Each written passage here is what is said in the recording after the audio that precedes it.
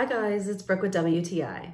If you're a mom, like me, you know that anything that can help you get ready quicker is a must-have. This Thrive Eye Brightener in the shade Muna has been one of my favorite ways to get ready quickly. It goes from a cream to a powder, so when you're finished, it actually feels like eyeshadow. It has a sheer shimmer, so it's perfect for daytime, everyday wear. One of the best parts about this is that it's paraben-free and sulfate-free and vegan and cruelty-free.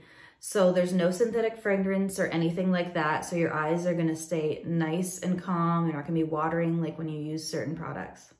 And it also has its own little sharpener attached at the end. It's really quick and easy to put on. Just a couple swipes on your eyelid, and then I just blend it in a bit with my finger, and it looks so nice and shimmery. This Muna eye brightener really just pulls my whole look together when I'm rushing out of the house, and it's so easy to put on. It'll be your favorite thing in your makeup bag, but that's just my point of view.